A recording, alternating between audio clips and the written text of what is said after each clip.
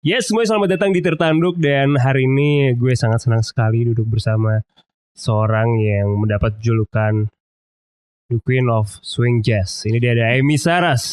Hai. Wow, thank you. Tapi emang bener ya lo dapat julukan itu? Kayaknya memang orang memanggil dan memberikan julukan itu kebetulan aja. Masa sih? Kebetulan aja. Gak ada yang kebetulan di hidup ini. Aduh, semua tuh dari apa yang lo lakuin sebelum-sebelumnya. Aduh, terima kasih. Iya. Berarti apresiasinya dan apa yang aku kerjakan kena semua. Gitu. Jadi mungkin kebetulan waktu itu kan belum begitu banyak yang mendengarkan genre swing jazz. Terus memperkenalkan itu ya, jadi ya udah deh, nggak apa-apa deh, terima aja deh, terima yang terbaik, thank you so much to be the Tapi queen of emang swing. suka gara-gara nyokap, bokap atau gimana? Terus Swing? awal kalau kita lihat kan swing revival genre-nya yang di tahun 90-an itu kan baru hidup-hidupnya ya, baru berkembang banget. Dan kebetulan gue kan anak 90-an banget ya, ya sih. 90s baby. Gen Y. No, I'm millennials. Ya Gen Y. Is it Gen Y? Kan Iya. Gen Z sebelumnya previously Gen Y. Oke, gue kira millennials itu bukan Y. Millennial itu Y. Ya, lo Gen Z ya? Atau yang di bawahnya Z lagi? Gue Gen Y. No way. Yes. Serius? Cuman emang looks like Gen Z. Oh my god, amazing. Anyway, oke. Anti-agingnya cocok mungkin. Mau tahu dong resepnya apa? Kita langsung, dan kemudian langsung pindah isu yang lain. Enggak, tapi kalau ngomongin swing, kan gara-gara di tahun 90-an itu musik-musik seperti kayak swing revival kayak Big Bad Voodoo Daddy, terus kayak Brian Setzer Orchestra, terus kebetulan lagu-lagu pada saat itu gue nggak tahu apakah lagu jazz atau lagu swing, itu gue mendengarkan beberapa genre musik ini tuh dari film. Oke. Jadi dari film Roger Rabbit, dari film The Mask. Iya, 90-an kan itu. Kayak terus kartun nih. Iya kan, terus kebetulan kok lagu-lagunya kayak lagu-lagu apa sih nih? Dan ternyata memang ada genre pada saat itu tuh yang ada seperti big band tapi lebih ngerock ya. Itu kan makanya tadi aku bilang kan ada Brian Setzer, terus juga ada Big Bad Voodoo Daddy, to name a few. Terus dari situ gue keinget lagi, fast forward ke beberapa tahun yang lalu, di mana gue juga bekerja sama dengan MRA, memberikan kesempatan untuk membuat satu program yang bernama The Lady Who Swings It. Thank you, makasih ada juga di radio bagian dari MRA ini kan. Memperkenalkan ya genre swing jazz, yang dimana swing music kan itu sebenarnya genre pop ya dari era yang di tahun 30-an 40-an itu. Nah, kenapa terus gue ke swing? Karena awal mulanya balik lagi gue tuh suka musical theater atau show tunes, film-film musical atau Broadway. Nah, lagu-lagu yang ada di musical, di show tunes pada zaman itu disimplify tuh, makanya dijadiin musik swing. Nah, swing itu popnya dari era di tahun 30-40-an gitu. Sedikit sejarah ya, tapi swing tuh versi popnya. Yes, kalau bilang popnya jazz karena gampang dicerna gitu kan. Dia dance music kan. Jadi ketika tahun 40-an itu ada perang terus kita party, ya itu musik partinya swing. Jadi makanya gue bilang di antara semua genre jazz, gue paling suka swing. Kenapa? Karena itu yang membuat menurut gue merasakan lebih mendapatkan beatnya, lebih dapat vibe-nya dibandingin. Dan menurut gue kayaknya lebih bisa kena ke orang-orang ya, karena kan beatnya juga cuman it's you just wanna dance to it. Kayak sekarang kan EDM-nya gitu ya kan? Or like R&B. Lu jatuh cinta dengan bunyi bassnya nggak sih yang cepet dem atau dari bunyi drumnya? Gue dari drumnya juga sih, karena kan dari kayak kalau salah satunya kan bassnya cepet kan pasti kan. Iya, tergantung sih kalau misalnya. Tapi yang membedakan ya kayaknya kayak kalau misalnya kita denger yang Benny Goodman gitu atau Glenn Miller, kayak contoh aja kalau misalnya mau cari tahu apa sih lagu swing itu, dengerin aja Sing Sing Sing, itu salah satu representasi lagu dari swing yang menurut gue paling valid gitu. Dan kalau misalnya yang modern ya si Michael Bublé atau kayak Harry Connick Jr. gitu kan. Dan menurut gue dari musik ini kayaknya bisa melebar kemana-mana, cause ada beatnya yang juga upbeat, ada yang juga medium. Tapi menurut gue at the end of the day swing itu is about a vibe aja sih. Kayak lo punya nggak tuh kayak the gusto gitu kan, kayak ada nggak sih nge-vibe banget nggak sih lo dengan yang namanya lagu atau nggak musik swing. So gue sih I just love it karena membuat gue jadi mood gue lebih baik aja gitu. Jadi kayak dalam satu tiap hari kalau gue denger musik pasti ada selipan satu yang swing gitu. Oh gitu. Ya. Versi hari yang sangat ideal dari lo tuh seperti apa? Good coffee, good sleep the night before. Jadi gue mendapatkan tidur yang enak malam sebelumnya. Gue bangun tidur bisa minum kopi, ada waktu, ada nggak terburu-buru, nggak dikejar waktu. Jadi benar-benar ada waktu untuk just wake up.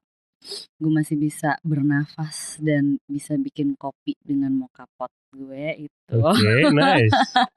Dan ada waktu untuk meditasi sama yoga. Itu sih yang paling penting sih dulu. Meditasi sama yoga wajib tuh. Gue Ini mengusahakan. Idealnya ya. Idealnya. Karena menurut gue untuk bangun tidur, untuk buka mata, untuk bisa bernafas 5 menit aja tuh susah banget. Kita kan selalu kekejar waktu. Atau lo pasti mau ngambil handphone terus langsung buka-buka scroll. Gitu. Tapi emang itu susah banget. Aduh, bawa makanan lagi di sini. Nah itu kan bangun tidur juga pengennya makan. Tapi yang menurut gue yang idealnya seperti itu. Karena susah banget untuk just to wake up, fokus dengan diri lo sendiri, and then be thankful. Terus grab my coffee, and then I'm just like, I'm gonna do yoga and then meditation, and then baru habis itu melakukan yang lain-lain. And then it's another like luxurious juga kalau misalnya ada waktu bisa membaca 15 menit aja. Oh my god. 15 menit. Because distractionnya susah banget kan. Lo apa kan lo ada deadline atau apa konten gitu kan. Terus otomatis lo nggak tahu apa buka berita handphone lagi gitu. So I think an ideal way simple sih, it's like that. And then of course great music. Gue harus bangun tuh ada musik.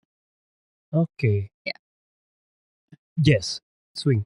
Anything. Nah itu moodnya juga tergantung tuh. Gue mau dengerin apa ya pagi. Gue kok kayak terinspirasi. Gue mau dengerin musik klasik gitu kan. Terus besokannya lagi. Oh gue terinspirasi musik apa ya. Oh my god. Oh ya Miley Cyrus belum ngeluarin single baru gitu kan. Tetap ada Miley Cyrus juga ada. Ada dong. Ada.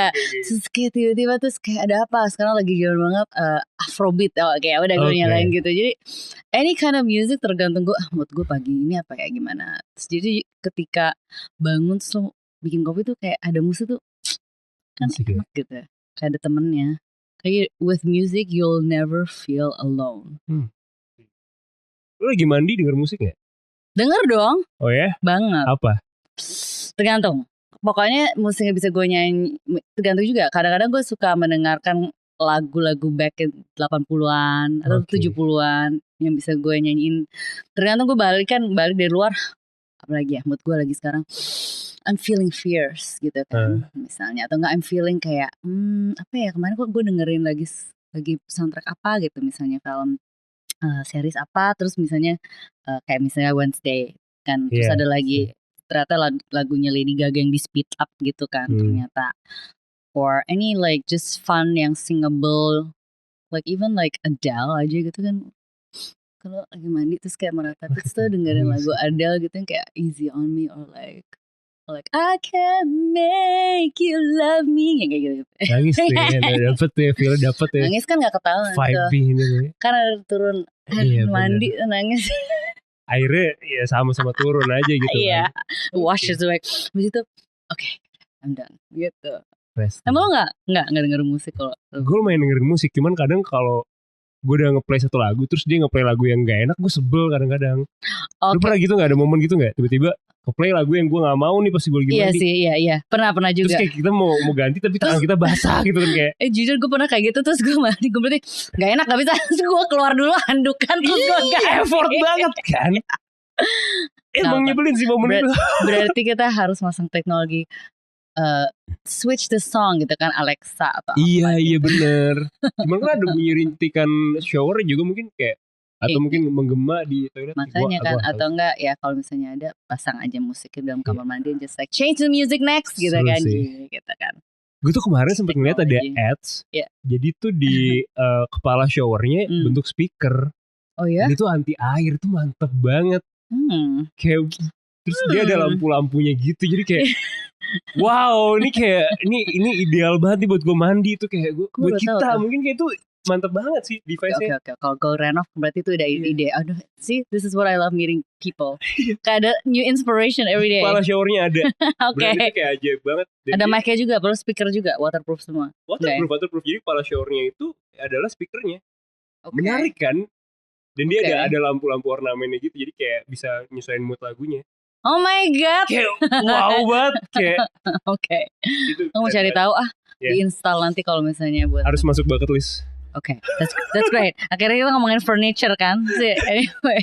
Iya. Tapi lu termasuk yang jatuh cinta deh dengan furniture, dengan arsitektur, dengan desain. To be honest, itu salah satu kelemahan gue kayaknya. That's why kayaknya udah ada orang atau enggak yang fieldnya yang udah master ke situ. So I always want to find.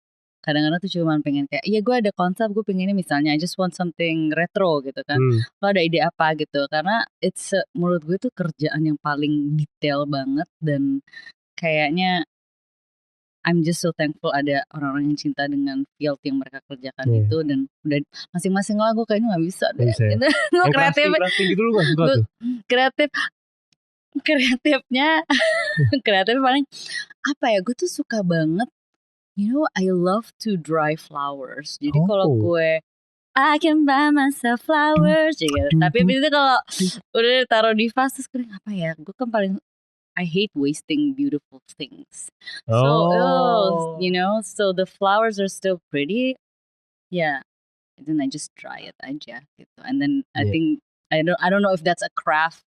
Tapi that's one of my favorite things to do gitu sekarang. I appreciate the beauty even when the beauty has fade away, it's still beautiful. Oh my god. Itu udah pikiran cukup dewasa sih. Iya. Lu sadar akan hal itu di umur berapa? Gue dewasa banget nih. Tapi jiwa gue masih terkanak-kanak kok. Kayak kanak-kanak. I still have a young heart. I think gue gak tahu ya. I mean, I always think of myself as an old soul. Jadi mungkin salah satu dari musik, taste musik. Terus juga kebetulan gue juga suka film-film lama gitu kan. Dari Poppins itu suka gak sih? Gue lebih suka waktu itu gue nonton Wizard of Oz. Gue lebih suka Wizard of Oz. Gue film lama juga I like. Menurut gue kalau pikiran dewasa, I guess pengalaman hidup atau situasi yang lo alami, and then it just makes you, ya udahlah gitu, it makes you wiser I guess gitu. Dan sering menghadapi dan akhirnya pun ternyata pengalaman baik dan buruk itu memang membuahkan apa ya, untuk kita bisa grow lagi, untuk bisa bertumbuh lebih. Jadi makasih loh itu, karena ada beberapa yang bilang lu tuh pikirannya gak pernah dewasa, karena it seems like I'm very like so happy all the time, kayak whatever gitu kan. Tapi tergantung siapa yang ngajak ngobrol, pasti bisa ngeliat sisi itu. Makasih loh. Makasih juga loh. Makasih loh, ya.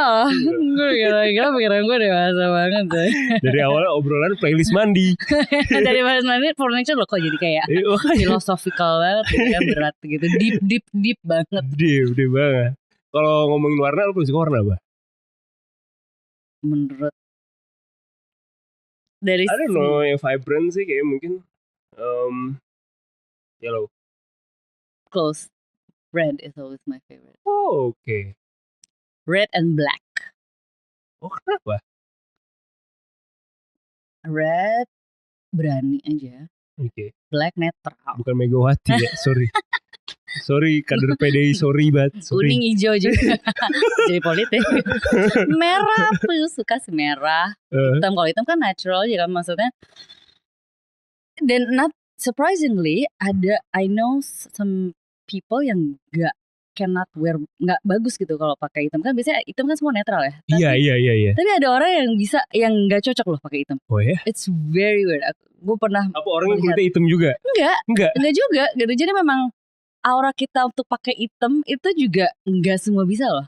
Warna-warna monokrom itu not everyone can pull it off menurut gue. Jadi kan when they say when in doubt wear black gitu kan. Tapi ada gue ternyata mengenal beberapa yang kayak nggak pernah kalau pakai itu tuh nggak. Jadi warna paling gelap tuh misalnya biru tua gitu. Tapi harus ada warna. Jadi ada yang bisa, ada yang enggak gitu. Jadi menurut gue hitam itu juga warna yang tricky menurut gue. Lu bisa pakai warna hitam, bisa pull off atau enggak? nggak tahu sih, coba lihat Instagram gue. Yeah. Ini Saras langsung itu kan. Bener-bener. Gue suka sih, tapi gue suka favorit gue hitam sama merah sih, itu dua itu. Kalau yang lain emang, tapi sekarang gue lebih mengkombinasi warna-warna lain sih. Oke. Jadi I like patterns gitu. Gue kayaknya kalau ngeliat lo hitam terus ya. Iya. Keren sih, keren. Tapi gue terpancarkan gak nih aura gue? Aura hitam ya. Aman. Auranya nggak hitam, jelek hitam, tapi auranya keluar. Tapi aman ya berarti ya. Keren. Oke, Very suits me well ya. Very 90s. Thank you so much. Appreciate it. Oke, ngomongin tentang lu jadi pengisi soundtrack di Pengabdi Setan gitu kemarin. Gimana ya cara dapetin inspirasinya? Apakah lu nonton dulu teaser filmnya atau gimana?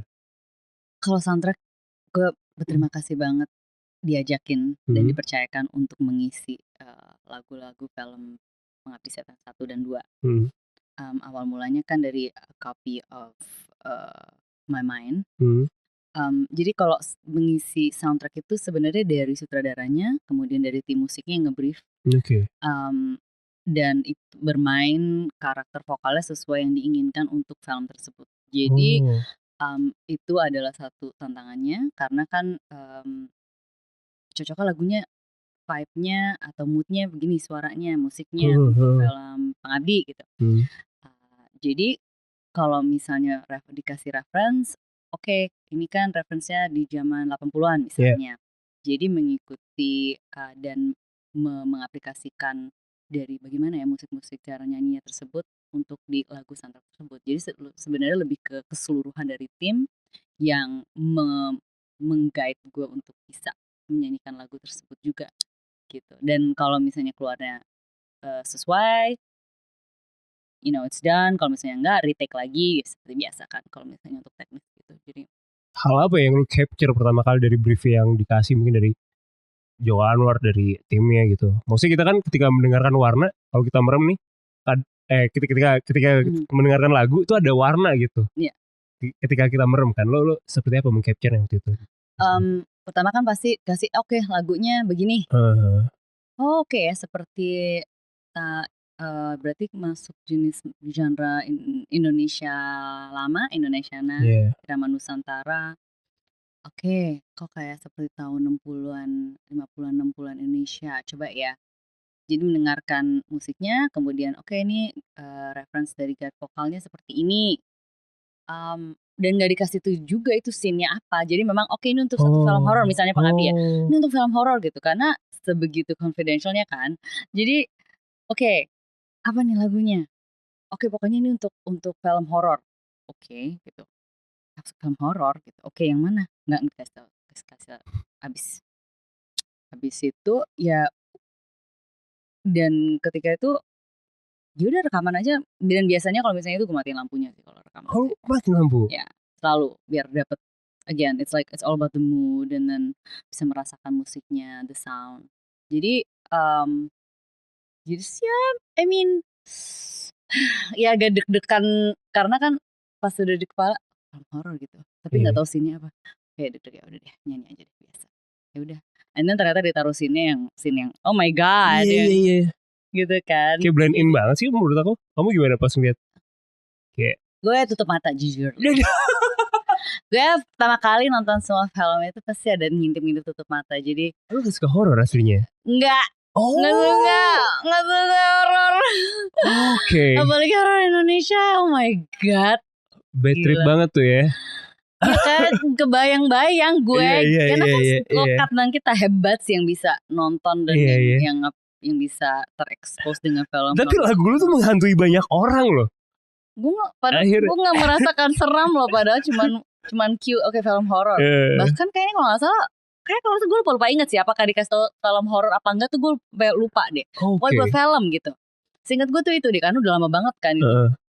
Pokoknya gue inget take-nya pas belum puasa aja habis buka. Gitu. Jadi mungkin masih setannya masih di kerangkeng semua, jadi belum gitu. Kebetulan aja keluarnya serem suaranya. Cuman I think itu kehebatan dari tim soundtrack musik dan juga overall produksi film, dan juga sutradara tahu penempatan musiknya di scene yang mana gitu, sehingga akan menempel, dan kebetulan scene-nya cocok, lagunya pas banget di scene tersebut gitu. Dan dan terima kasih banget, itu luar biasa banget reaksinya juga ketika mereka semua pada ngetek ngasih tahu yang mana sih, oh ternyata sini tuh lagu itu. Gila ya. Lu gimana ngeliat reaksi orang-orang waktu itu? Kayak I mean gue sih seneng aja ya, seneng banget kan lagu Indonesia kan walaupun untuk soundtrack gitu kan, walaupun itu bukan project solo gue, tapi dengan responsif yang positif banget. Gue merasa oke, itu musik Indonesia itu memang banyak sekali yang bisa menghargai gitu, dan ada beberapa dari kita yang masih suka musik genre yang berbeda, yang lama gitu, walaupun modern gitu. Jadi memang ada pendengar masing-masing tergantung musiknya. Jadi ada untuk satu musik genre itu pasti ada semua untuk pendengarnya, dan kebetulan orang-orang pada seneng banget, dan setiap ada ya ampun aku buat skrip yang paling seneng sih karena suka buat skripsi lagunya Kak gitu, iya, terus lulus kan senang ya, jadi gue senang, jadi oke gue nyanyi tuh bukan untuk nyanyi tapi memang akhirnya kena juga menginspirasi orang, dan gue senang kan akhirnya. Dan untuk mereka yang pengen mendengarkan musik seperti genre yang berbeda, yang menurut orang ini apaan sih, genre tua banget, dan ternyata oke gue ada wadah untuk bisa mendengarkan musik seperti ini gitu. Jadi gue seneng sih responsif, ini responnya positif banget, jadi sampai sekarang juga masih suka ngetek, kalau yang di TikTok gitu masih ada suka ngetek juga. Gitu-gitu ya. Tapi kalau kayak tadi kan lo untuk rekaman yang lagu itu matiin lampunya semuanya. Untuk yang single Lara matiin lampu juga nggak? Kan ini bukan horor nih. Matiin lampu juga? Sama? Iya. Supaya apa? Supaya dapet sedihnya? Dapet apanya? Terus kalau gelap tuh kayak lo kalau mau tidur gitu loh. Lu tidur harus matiin lampu? Harus. Oh kenapa? Kalau menurut scientific research katanya selalu lebih baik dimatikan lampunya. Tapi gue masih suka ada lampu dikit, tapi gelap. Jadi misalnya tapi ada sinar dikit, misalnya dari kayak lampu kecil banget gitu. Tapi nggak completely pitch dark. Kalau completely dark kayaknya gue nggak bisa deh. Kenapa? Itu kayaknya gue ada cerita tersendiri, kayak ya takutnya kalau kenapa gue kebangun gitu terus kayak gelap banget. Oh iya. Jadi tapi kalau rekaman kan pasti kan ada lampu sedikit kan, dari lampu dari monitornya dari studionya pasti ada lampu. Jadi kebetulan kan kalau lagu Lara itu kan juga pengalaman pribadi juga. Jadi kalau lampunya dimatiin waktu itu, semua lagu kalau rekaman sih gue lebih suka dimatikan lampunya. Jadi gue bisa kayak gue lebih suka merasa gitu. Kalau misalnya terang gitu kan kita melihat apa yang di sekitarnya. Jadi imajinasinya tuh juga lebih tinggi gitu, lebih luas gitu, karena lo bisa mengimajinasikan diri lo di suatu tempat yang lain ketika lo misalnya recording atau rekaman lagu tersebut. Dan untuk Lara sendiri ini kan fresh banget di awal tahun, gue melalui beberapa situasi, dan gue selalu merasa setiap ada problem atau isu gue merasa sendiri banget ya. Gimana caranya gue bisa bercerita dan berbagi perasaan gue, cerita gue, dan relate ke orang gitu loh. Apakah gue bisa membagi perasaan ini karena ke orang-orang, ke pendengarnya. Mudah-mudahan untuk yang mendengarkan pun juga merasakan yang sebaliknya, bahwa mereka tidak merasa sendiri ketika ada problem. Dan ketika kita menghadapi Lara itu tidak akan merasakan itu untuk selamanya, tapi juga sementara, kemudian kamu akan mendapatkan kebahagiaan itu lagi. Tapi Lara itu adalah bagian dari perasaan dan emosi kita. Dan ketika kita merasakan apa yang kita rasain tuh ternyata nggak boleh dipendam. Jadi gue ngerasa kayak oke, gue lampiaskan ke lagu ini, dan ketika gue menyanyikan lagu ini mendapatkan oh my god tantangan yang dimana gue nangis berapa kali, gue mau keras nangis lagi. Kenapa? Lu nangis kenapa? I think selain dari pengalaman pribadi dari lagu Lara yang juga ditulis oleh Adhikara Fardi juga ini, Syarot Adhikara. Iya, dia menginterpretasikan cerita gue dengan oh god, amazingly. Karena ini karya yang berbeda, terus gue mengeluarkan karya lagi setelah berapa tahun gue nggak mengeluarkan karya. Jadi antara kayak sedih, terharu, tapi juga semua yang mungkin selama ini emosi gue, perasaan gue terpendam ini keluarkan.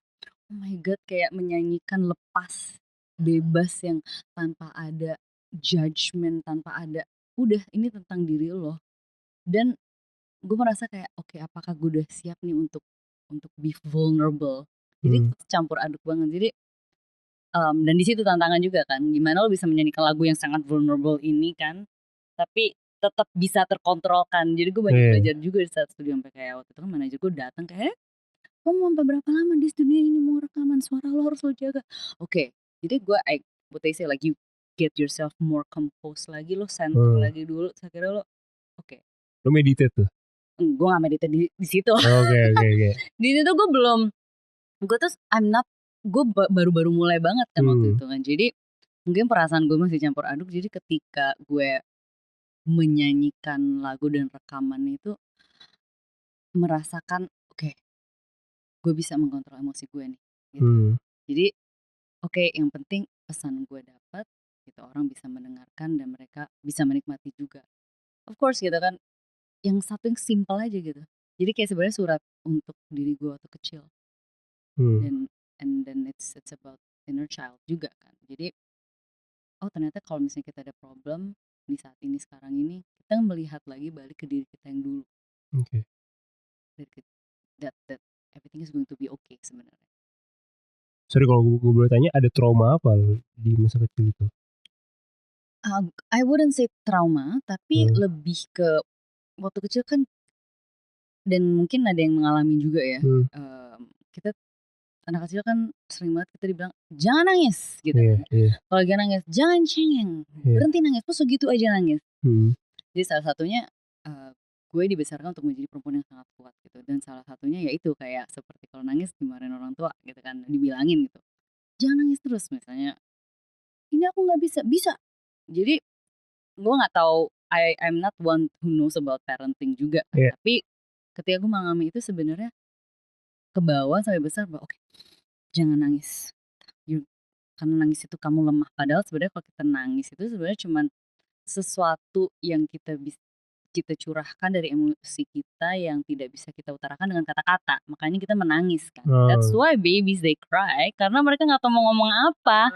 Dan it makes sense sampai kita besar kayak kenapa sih kita nangis, karena kayak lo percaya, lo bisa nggak cerita ke orang-orang, mereka nggak akan ngerti perasaan lo, yang tahu lo sendiri kan. Jadi ke bawah sampai besar, oke, ternyata kalau misalnya lo mau nangis tuh sebenarnya nggak apa-apa, lo nangisin aja.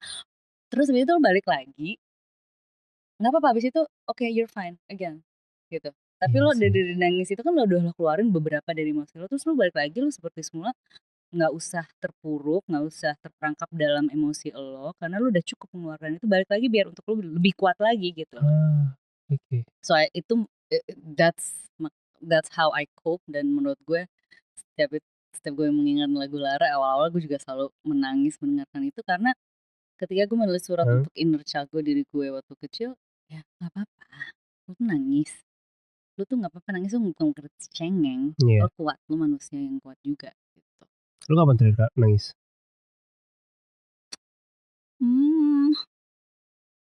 That's a very good question. Kayaknya terakhir nangis banget nonton film series. Judulnya From Scratch.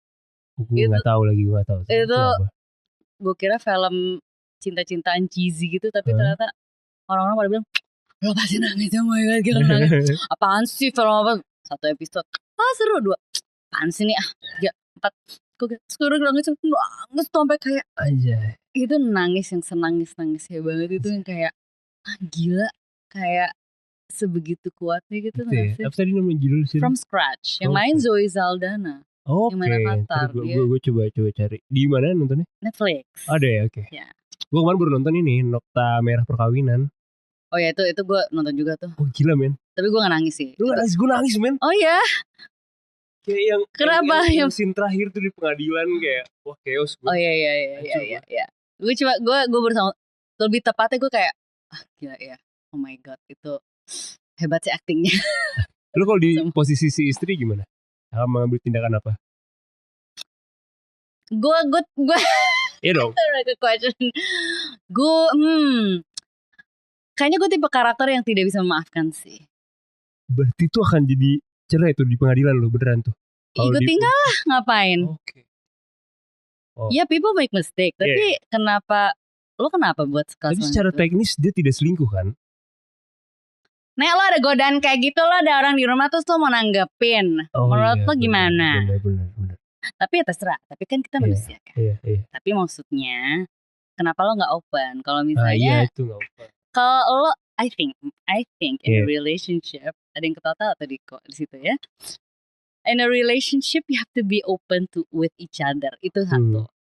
We're human, kita pasti ada attraction satu sama lain. Lo pacaran gitu kan, lo married pasti kayak lo pasti kan lo berapa tahun sih lo with pasangan tuh pasti kan lo ngeliat kita namanya manusia punya mata kan. Iya. We have attraction, nggak cuma cowok kan, dia sih cowok gitu. Ini kebetulan dari sisi cowoknya, tapi buat cewek juga gitu juga kan, lo ngeliat cowok juga kayak oh my god yang kayak Genji sekarang badannya oh my god like Jacob Elordi, hello, hey, tinggi lagi dia kan. Oh my god. Terus so I think pertama sih itu kayak I think we have to be open with each other gitu. Lo ada rasa attraction dan paling utama ya balik lagi lo harus punya rasa confidence, self love sehingga lo nggak insecure bahwa itu cuma attraction. Jadi kalau kadang kan kita cemburu antara insecure, ego dan takut kehilangan. Iya. Gitu pasti ada. Oh menarik. Iya. Insecure, ego, takut kehilangan. Iya. Itu kita cemburu. Iya. Salah satu dari itu. Baik. Kalau gue sih ego. I'm gonna be very open. Ya kan itu direkam nih langsung hey, ya kan? Oh nggak ada yang itu ngecek handphone. Terus habis itu maksudnya jadi dan ketika gue kok nggak suka yang ngerasain rasa ini gitu, ya lo bilang aja. Kenapa gitu? Karena ya lo sama gue gitu kan. Kenapa lo merasa lo drawn to that person gitu kan? Jadi menurut gue kalau ketika sudah tidak ada trust dan tidak ada openness, ada keterbukaan, nah itu yang harus dipertanyakan. Gitu. Balik lagi we have to be very secure. We have to love ourselves that cuman you have and then trust. Gitu. Jadi menurut gue sih ya kalau udah membuat satu kesalahan gitu ya. Enggak. Red flag. Oka Antara red flag. di situ di film itu. Bisa gue. Gak bisa. Maksud gue kayak berarti lo kayaknya lo yang memberikan kesempatan lagi ya kalau misalnya lo ya second chance ya, you believe in. Wah, gue bingung banget karena gue ngeliat dari si Bagasnya itu kan, si anaknya itu lo perspektif Bagas. Gue enggak sih kayak mungkin juga sama kayak lo. Iya kan? Karena mungkin akan kambuh lagi itu ke depannya, gue mikir gitu ya. That's true. Karena kita gak bisa ngerubah orang gak sih? Betul. Gue ngerasa gitu ya. Itu satu hal, gak akan pernah bisa ngerubah sifat orang. Jadi you have to accept it and then talk about it a lot. Kenapa lo begini? Gitu. Jadi kenapa, dan itu sesuatu yang harus lo nyaman untuk bisa bicarakan dengan pasangan lo gitu. You have to be very very comfortable with your partner to talk everything openly. Dan kalau misalnya, dan itu bagian dari being vulnerable. Nah kalau misalnya tidak bisa menghadapi vulnerability atau kerentanan tersebut, berarti pasangan itu ya bukan buat lo, atau enggak ya enggak sefrekuensi. Gitu sih. So some love story has a happy ending and then also again it's about choices. Kalau udah namanya cinta, jujur deh gue sih ya kalau udah cinta sih emang bener buta sih. Gitu ya. Ya kalau cinta beneran. Kalau cinta bohong-bohongan kayaknya ya udah gitu. Ya. Menurut gue. Iya. Ya mana. Tapi lo anti patriarki gak? Aduh, pertanyaannya kan berat.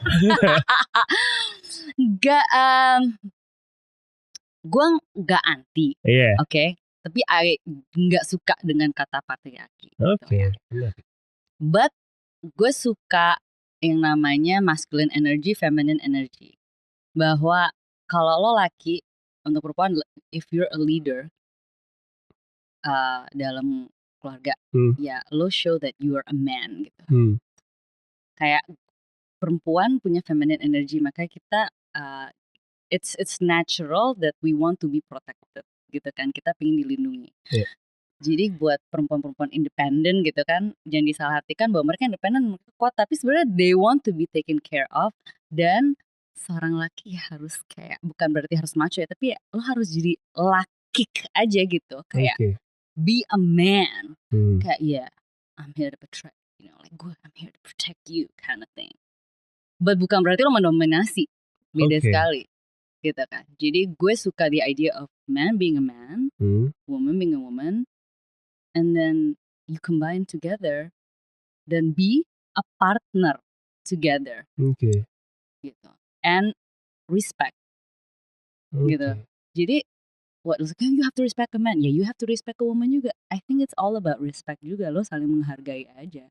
Gitu kan, whoever you work with, kayak laki perempuan or anything, balik lagi ke again point masculine energy and feminine energy aja gitu. So I think kalau misalnya gue harus kayak patriarki kayak laki sama perempuan harus melayani lakinya banget gitu. Dude, lo ngelayanin perempuannya juga, kalau nggak ngelayanin terus kita harus ngelayanin lo gitu kan. So I think harus sama-sama aja sih menurut gue. At the end is sama-sama gitu. Like I said, equality between perempuan dan laki itu maksudnya itu.